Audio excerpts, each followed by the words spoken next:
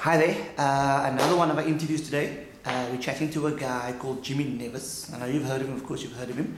Gonna ask him a couple of questions, gonna see where he's at, how he started and where he's going, so hope you enjoy.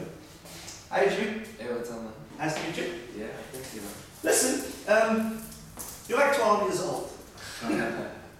and Yeah. everything seems to be falling into place for you. You feel really blessed right now? Definitely. I think, God has just really blessed me in terms of meeting the right people. I feel like ever since this whole thing has begun, every single week I had good news to bring home to my family or my friends. It was just, it's always exciting for me. And I think, I've just been super fortunate and favored to be with the people that I'm with in terms of, labels and just the support structure I have as well. I'm literally just always in a good spot. So. Look, I said he's 12, it's not really 12, he's 20. Look, I know the song Hard Boxing is huge, but one of the first songs, or the first song I heard was Elephant Shoes. Yeah. Not many people know this, but the thinking behind the Elephant Shoes is... Well, if you mouth the words elephant shoes, it looks as if you're saying I love you. So, the song kind of speaks about people seeing what they want to see in a relationship, not really acknowledging what's in front of them. So it's the song's about heartbreak, but it has a catchy tune. So heartbreak aside, Also, if you mouth the words, I have issues. Something like that. You're studying at the moment? Yeah. What are you studying? Yeah, I'm doing this year, 2013 is my third year media and writing. I'm super excited to get it done. But I mean, it's been great. I think education is extremely important, no matter what you do, whether you're a musician or a doctor or whatever. It's important to be able to talk to people, on a professional level. And there's so many things that I think varsity and college, that tertiary education teaches, a person besides, what you're studying. It's those soft skills, it's those, the things the experiences that you, get to, that you get from varsity. Okay. And managing your time, I mean, between doing gigs, hanging with friends, and shooting marbles, I don't know, what 12-year-olds do.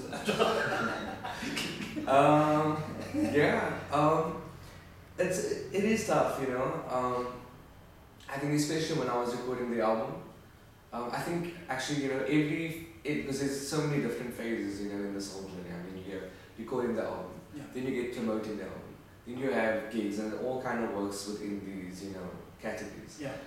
And I think, I was doing exams and doing final assignments and things when I was recording the album. It was like late in the year. And that for me was such a huge challenge, trying to, not slack on anything. But I feel like that's just,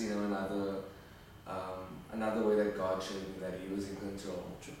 I mean, I literally showed up to, there were some days where I showed up to class and I had nothing to give in. And then they'll say something like, oh guys, we're going to give you an extension for another 3 more days.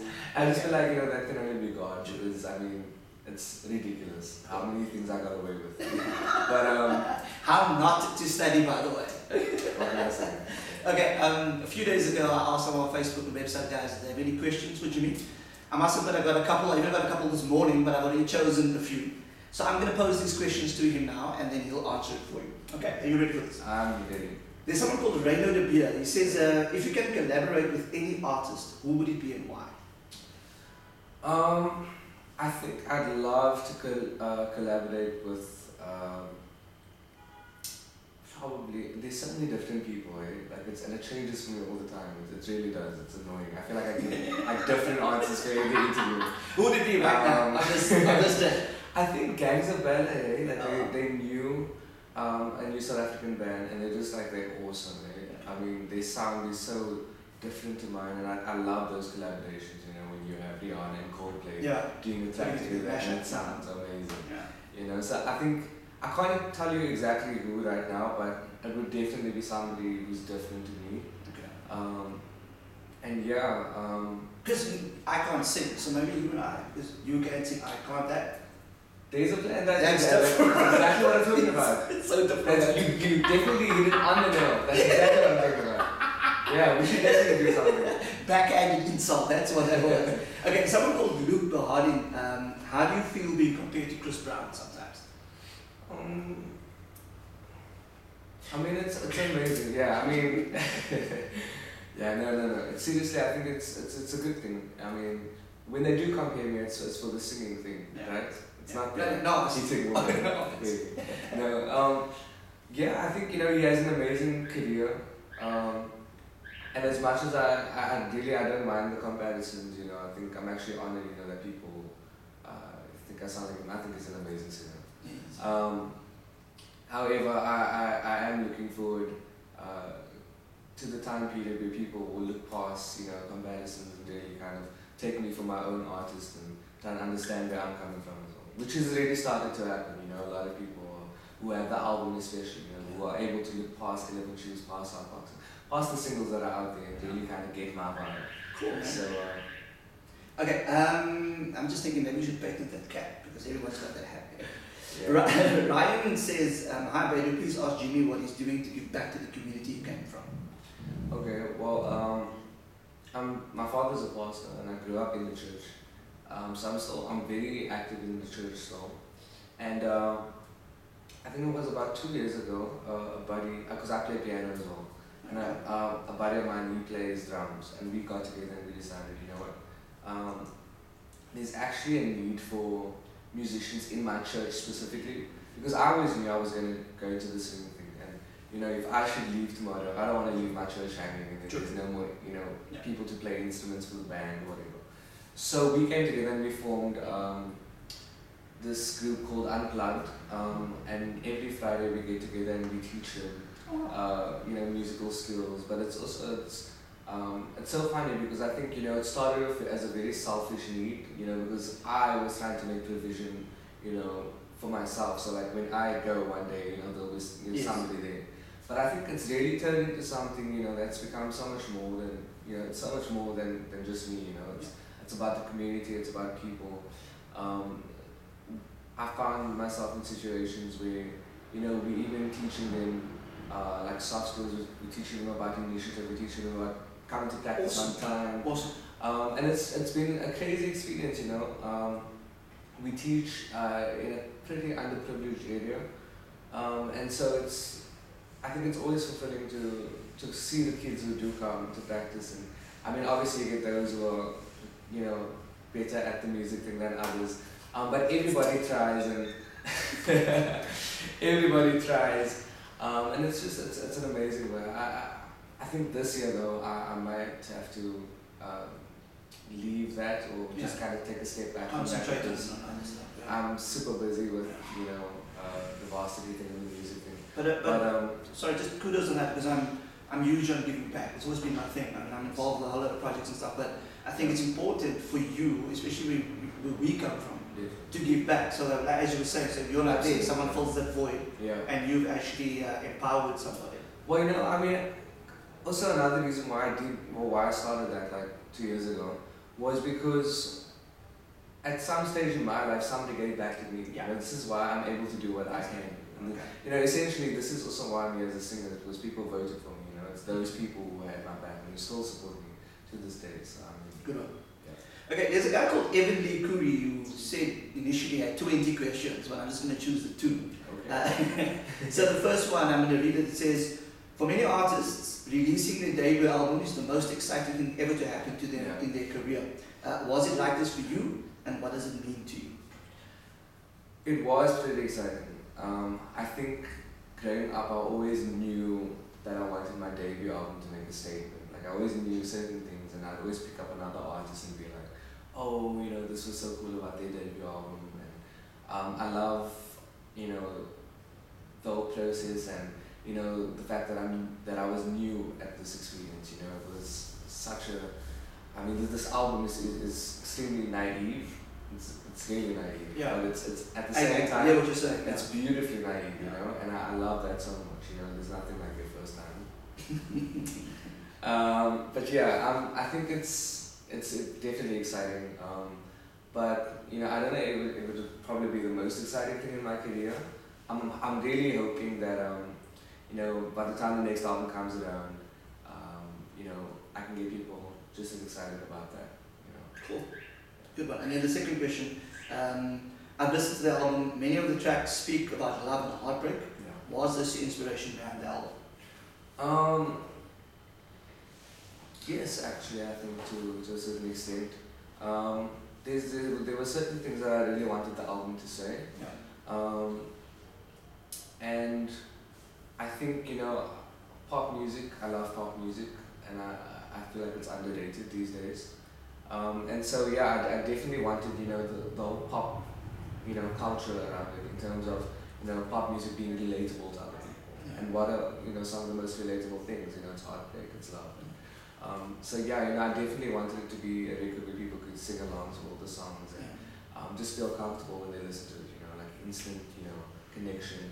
But at the same time, a lot of my lyrics have, deeper meanings.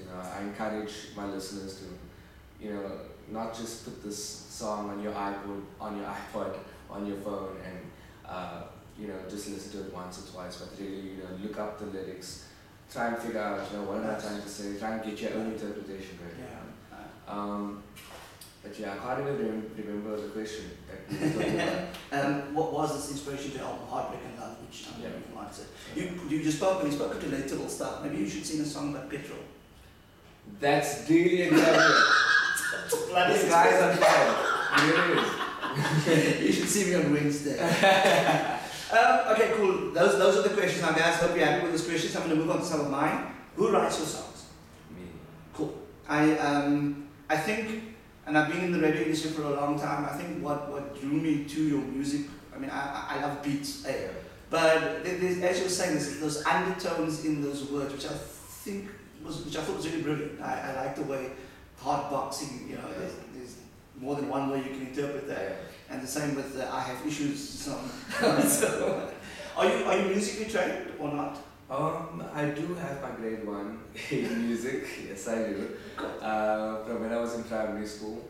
But otherwise I play piano by ear, really. And the singing thing is, I went for a couple of lessons when I was younger, but I think a lot of it, is just being influenced by the people around me and by artists out there, and my church especially. Listening back to my album the other day, I actually realized that there's so much of my church sound in there. In the song, which I think is really special, because I didn't even realize. So cool.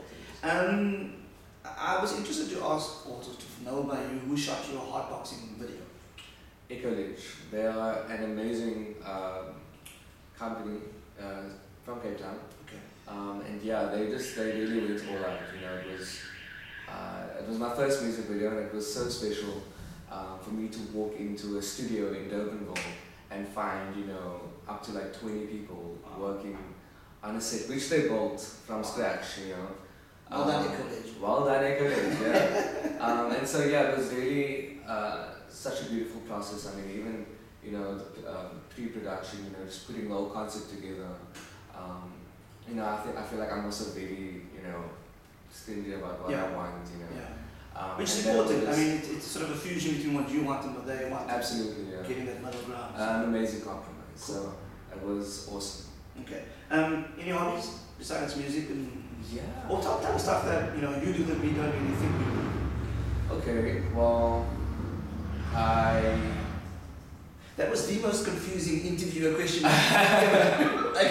Any hobbies? Tell us something. Wow. Okay. Do you have any hobbies? I do, but it's one of those lame things that I'm really bad at this question. I haven't asked like normal kind of like interview questions. I like influence.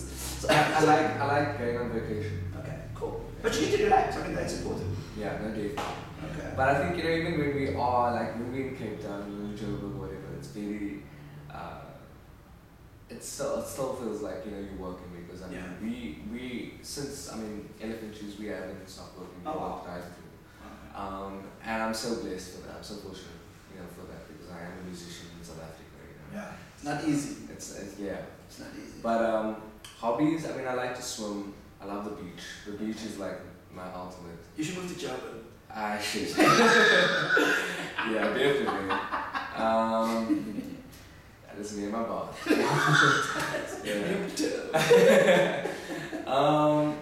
And I love, I think I value spending time with my family and my friends. Just because, I think especially, when I do work, it's, it's in clubs, it's doing all of those cool things, really. So they kind of turn into work. So I really just enjoy the simpler things. Wow, I really sounded there like a hectic celebrity. It's so hard being Jimmy Nevis. Like, I would like to thank my fans. Okay, just quickly moving on to your record deal. There's something called Rude Boys or Rude Wall? Rude Wall, yeah. Rude Wall. Do you want to just tell me about how the entire record deal, from you starting in Cape Town to what's transpired, getting the deal up in the States? Awesome. Well, okay, so at the beginning of 2012, I think I got to the point where I was just really, upset over the fact that I hadn't had anything out there, because I feel like growing up I was always pretty ambitious. I think as soon as I left school I had a show lined up for me.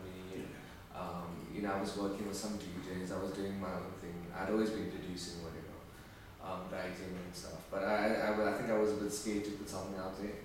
And at the beginning of 2012, when I wrote Elephant Shoes, it wasn't even a matter of what do I do next? Who do I speak to? It was genuinely like if I don't get something out there now, I'm probably never going to put something out there ever.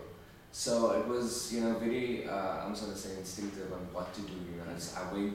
I recorded the song, got it mastered by a friend of mine, and then made copies, got it, took it to Sando, had it copyrighted and everything. And then I went down to local Cape Town stations and said, yo, can you please play this track? I think it'll be good. Yes. Sorry, I'm a radio guy. So who's the first radio station? KFM.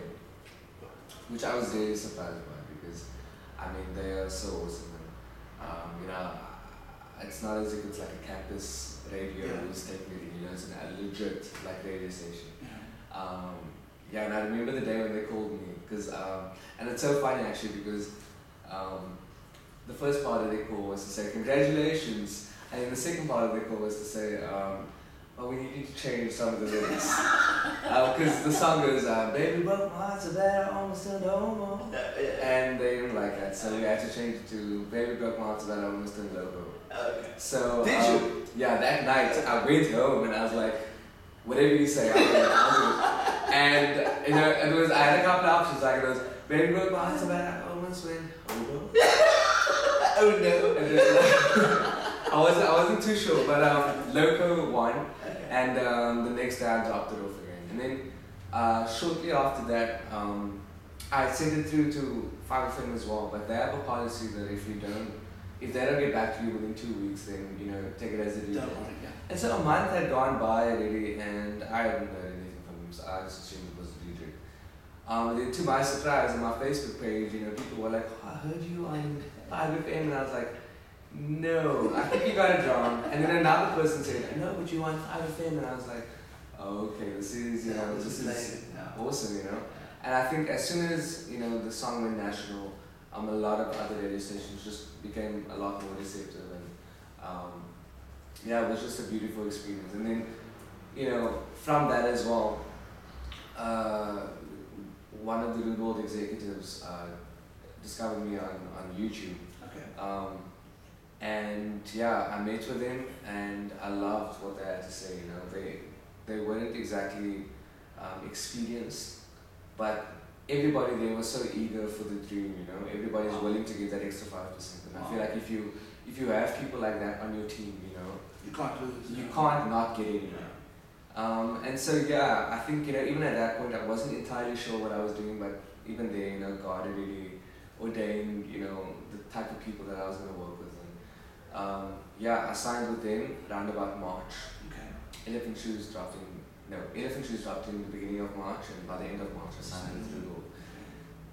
So that's Cape Town, so to speak. Yeah. So okay. That's Cape Town, and then we decided, let's make an EP and a couple of songs, put Elephant Shoes on there, get your name out there, whatever. And then David Gresham Records from Joburg calls us and they're like, no, let's rather make an album.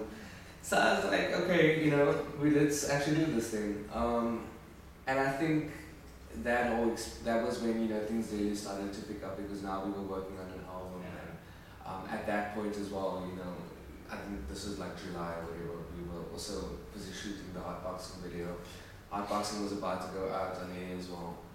And I was actually, I think I was more confident about Elephant Shoes than Hotboxing, just because I could feel that Elephant Shoes was gonna do well-ish. But Hotboxing, I mean, once I put that out, I really wasn't sure what was going to happen. It's not really a sort of a commercial sound. It really isn't. It isn't. It's kind of, you either like it or you don't. Yeah. And so once it was out, I really wasn't sure what was going to happen. But literally, like, I think it was 2 months after it was out in Cape Town, that's when it really started to pick up. Okay. So yeah, it just comes to show that you really don't know. Cool, man. And then the States did. Yes, and then and then it's now around about November. The album's coming out because the album came out first November. And one of my executive producers, he travels a lot, and he took my album around to some very important people. And they liked it, and then we ended up signing with Alter Records in the States, which I'm super excited about because we start that whole process now, like really soon. Hotboxing is going to be the first single there, so we're really hoping for the best. But just to give you some background, Alter Records, I mean, they're phenomenal. They're actually an electro label, but they're looking to do a more pop thing. And they have, Calvin Harris, Steve Aoki. Big name, huh? Dave Mouse, they're awesome, yeah. So. And just coming towards the end of my interview now, but I've heard you've signed for K-Day now. You're playing at K-Day? K-Day! Yes, I'm super excited. K-Day is actually a really important performance to me. I feel like last year I was at K-Day as a fan, as spectator. Should have called me up. And I told all my buddies, look, next year I'm going to perform on that stage. Wow. And for it to actually happen, a year later is an amazing experience, I'm super excited, and I think people are going to be, I'm hoping people are going to be blown away because I have my whole band with me. We're going to do a killer performance. But yeah, I've also, we released the third single recently, In Love With You, which has also been doing well. It's officially on all the radio stations. And yeah, we're also shooting that video pretty soon, as in the next month we're shooting it. And then I also have a show coming up on the 2nd. It's my last question. Tell us about the show. Yeah, I just thought I'd sneak it in. Just in case you weren't going to bring it up. It's there. Let me just get everything out there.